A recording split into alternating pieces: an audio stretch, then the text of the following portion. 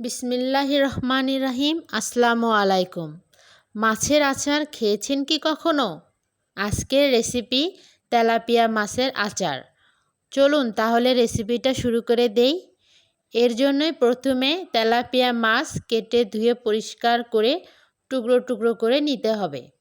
মাছগুলোকে টুকরো করে একটি বাটিতে রাখতে হবে।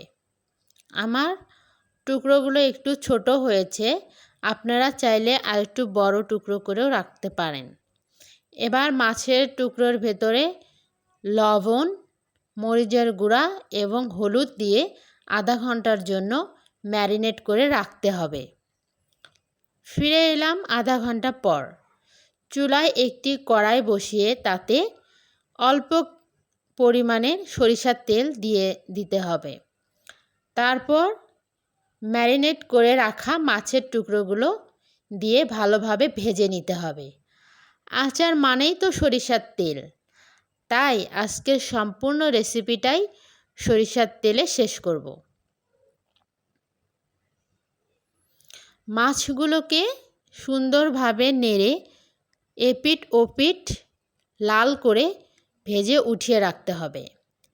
এবার ওই একই প্যানে আবারও বেশ খানিকটা সরিষার তেল দিয়ে তার ভিতরে এক মুঠো রসুন এবং কয়েক টুকরো আদা কুচি দিয়ে অল্প কিছুক্ষণ ভেজে নিতে হবে। রসুন এবং আদা একটু ভাজা হয়ে আসলে দিয়ে দিতে হবে এক মুঠো পেঁয়াজ।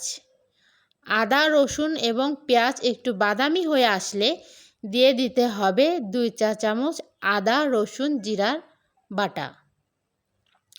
সবগুলোকে একটু ভালোভাবে নেড়ে আবারও হলুদ, স্বাদ মতো লবণ এবং ঝাল অনুযায়ী মরিচের গুঁড়া দিয়ে দিতে হবে।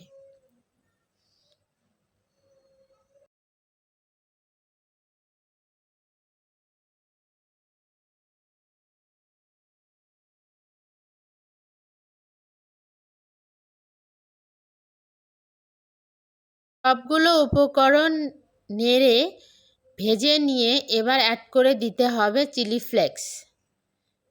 শুকনা মরিচ ভেজে গুঁড়ো করে নিলেই চিলি ফ্লেক্স তৈরি হয়ে যাবে।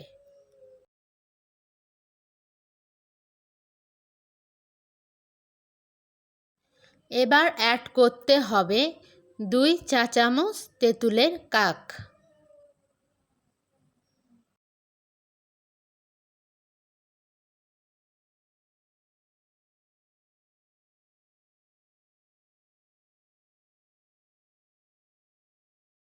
সবগুলো উপকরণ ভালোভাবে নেড়ে মিশিয়ে আগে থেকে ভেজে উঠিয়ে রাখা মাছের টুকরোগুলো দিয়ে আবারও মিশিয়ে নিতে হবে।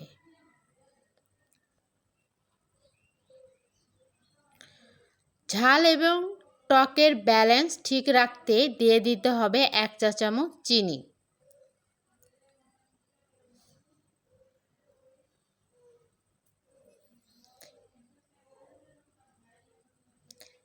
এ পর্যায়ে অ্যাড করতে হবে গুঁড়া মশলা। হাফ চা চামচ করে জিরা, ধনে এবং 5 ফোড়ন গুঁড়ো দিয়ে ভালোভাবে নেড়ে নিতে হবে।